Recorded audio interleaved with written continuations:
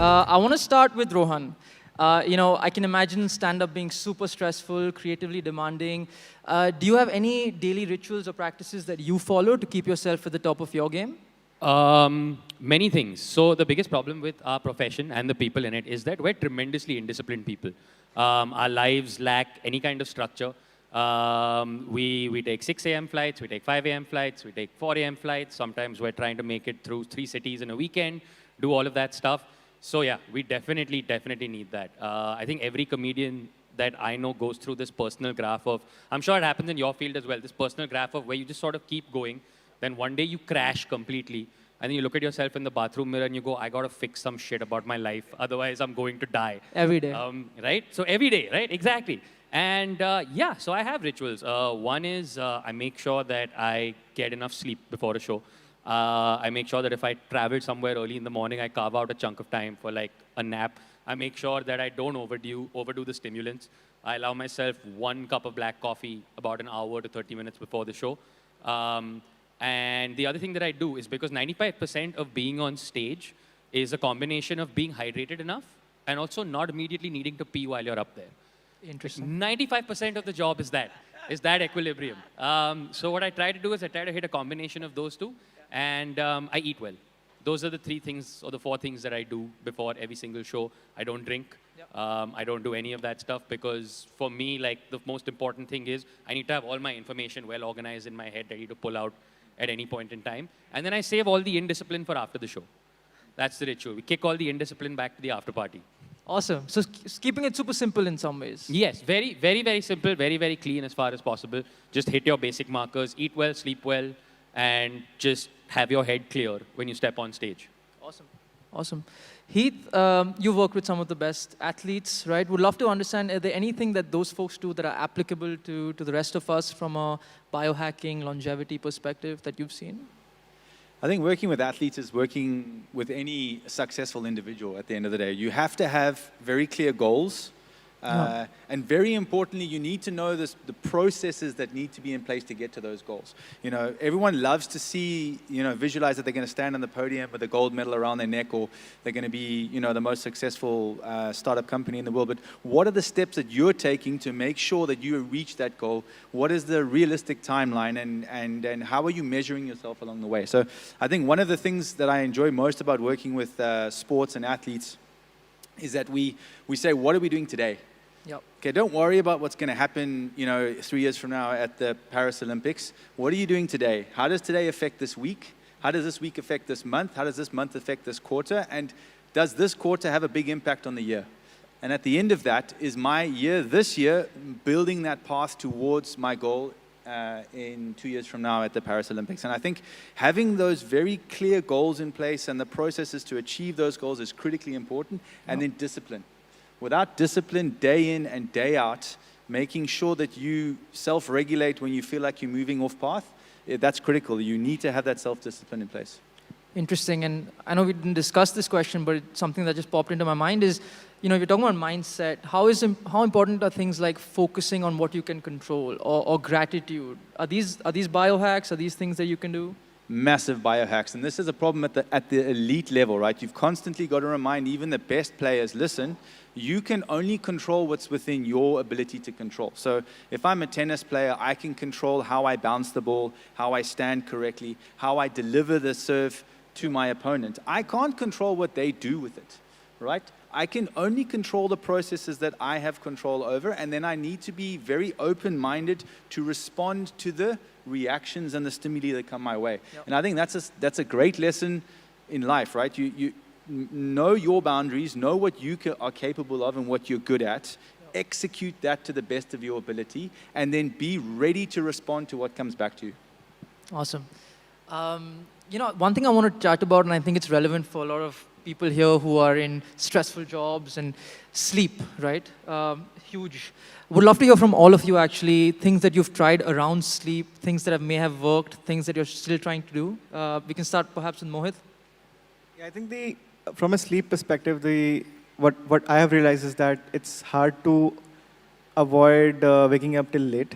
It's a very hard thing to plan for, and you can't really sleep early, right? I mean, all that, like, yeah, I'll sleep at 9 p.m. and 10 p.m. and wake up early. That isn't going to happen. I realized that very, very late. So the only thing I think that worked really well was sleep discipline, which is like if I'm sleeping at 1 a.m. every day, I sleep at 1 a.m. every day and wake up at the same time as well. So your circadian rhythm, your melatonin cycle, all of these things, sort of like driven by some of those factors. It's sort of like an adaptation for the lifestyle that you want to live, right? Yeah. And the other thing is, sorry to interrupt, but the other thing is have the discipline to set your bedtime and your wake-up time and try to stick to that as best as possible. But it's not a one-size-fits-all. Yeah. So some people, I love to go to bed early and wake up early. My wife is a night owl, right? She does her best work after the kids go to bed. That's when she really comes into her own, and then she works until quite late, but she likes to sleep in, right? That works well for her, doesn't work well for me. So you've got to figure all of these things out and then find what works best for you when it comes to a lot of these biohacks. Don't follow the fad. Take that information and then process it and come out with your answer at the end. For me, there's also an element of like, what is my state of mind when I fall asleep as well, right? Like, I try not to go to bed agitated. I try not to go to bed like immediately after a heavy meal. I try not to go to bed. So I have basic rituals like there's a point about an hour before bedtime that I cut off all screen time.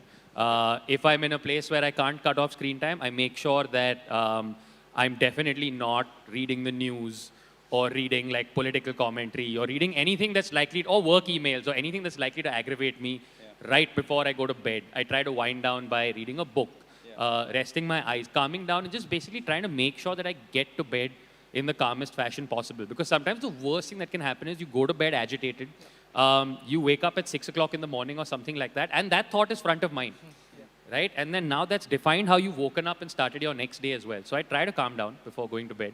Isn't always possible, but I try to make it happen. Awesome. And you know, now we live in this world where you have access to data on what's happening inside the body, technology. Do you guys use any of that? Any things you really like to help track things and increase, you know, longevity? Well, I for one definitely like sort of having the data, right? Today, whether it's the sort of data that an Ultrahuman gives you, or today, like whether it's the basic data that my Fitbit or my watch will give me. Like for me, the game changer was, I got COVID a couple of months ago. And I knew before COVID what my workout metrics were on my watch or my Fitbit. So after 5 weeks of sort of being at home, being in bed, I tried to get back to working out. And I immediately saw that the same things that I could do earlier, now my heart rate was all over the place. My calories were all over the place. My sort of sugar measurement, all over the place. So that's when I realized that I obviously have to take a couple of steps back, because this is not, I shouldn't be hitting 165, 170 BPM on like a basic run, right? So then that leads to a sort of conversation with my coach, which I believe is also very important, that any kind of training or training goals are there in open conversation, right? It's not just that you set the goal and then you railroad go into it. So I like to use the data and talk to my coach and then be like, do we need to step back? Can we step it up? Do we need to say, go do something else for a bit until the body is ready for this? So yeah. Super cool. When you're dealing with athletes, a lot of this wearable technology is at the fore and is getting much more popular these days as well, because we need instantaneous insight. We almost need it on the fly so that we can change what's happening as we're going. I think the future of health is going to be very wearable and data-driven, extremely so. And I think that we're going to get to the point in about 10 or 15 years from now where a lot of the information that we need, we won't need to go treasure hunting around the medical profession to get. A lot of that is going to be AI, machine learned insights that are coming out that is monitoring us on a day-to-day basis, giving us averages, giving us trends that we need to be aware of. We're going to take that information to the correct specialist, and we might look at one or two different options, but the actions are going to be much, much, much more precise. And I think, you know, what we're doing at the moment, what's exciting about what you guys are doing is that these are all the things that over time, once we really, really fine tune them, are going to be, you know, they're going to keep us in the right direction. Awesome. Hopefully make us live longer as well. Hopefully. In the interest of time, last question for everyone here. Top 3 tips for the audience in terms of biohacking. We'll start with Mohit. Top 3 tips. Sleep at the same time, wake up at the same time almost every day. Find out a way to metabolize your pizzas. That's important. If you're not having pizzas and if you don't figure out a way to metabolize those, you're not going to last.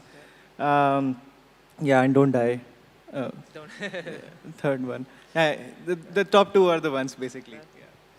It's very telling that 2 out of the 4 people on this panel about health are wearing very loose t-shirts on purpose. I think it's very, but I think top 3 hacks, one is listen to your body. Like just constantly, it is always trying to tell you things in 100 different ways. Today, even whether it's the data Ultrahuman gives you or a watch gives you, whatever, it is at best what a translation of something your body is trying to tell you, right? Your body tries to tell you through symptoms. It tries to tell you through pain. We were joking about this earlier, but I said at the start, I've learned more from my morning dumps than I have from any self-help book or podcast. If you just listen to them, if you just watch them, if you go, why was this good today? Why was this not good today? Did I not work out? Did I not eat enough fiber? What's up with my body? What's going on? Just listen to it constantly. That's one hack. 2 is, like he said, sleep discipline. And 3, this is a big one. Really start doing keyword searches on like food labels. The more you learn about food labels, and I mean, as horrible as this sounds, like the absolute lack of any standards required to use certain words on food labels, your relationship with food will change dramatically, is what I noticed. Like I stopped falling for the healthy and the baked and the this and that. And it's way simpler than you think if you just find out what those words mean. Awesome. No, that is so interesting. That's it. Cliche, unfortunately, but number 1 is nutrition. And it doesn't matter. There's no one diet format that works for everybody. You have to figure out what works best for you. As a South African, I used to only eat meat. Growing up, that was what I did. And nowadays, I am experimenting vastly with so much food that, I'm on the verge of being vegetarian, right? And so those things might be because my body has evolved over a period of time in certain ways and I've adapted to it, but nutrition is number 1 for me. You must get really good at what you put into your body because it's the first line of medicine. You talk about your gut biome, you talk about your mental health. It's all linked in with what you put into your stomach. Number 2 is sleep. Figure out what works best for you in terms of sleep. And number 3 is exercise. And that doesn't mean balls to the wall, busted out every day. It means getting the right kind of exercise for you so that you can meet your health and wellness goals and it's sustainable. Everything must be sustainable or it's not worth your time and energy. On that note, thank you so much. It's been a super fun discussion. I've learned a lot. Thank you for having us, Bloom.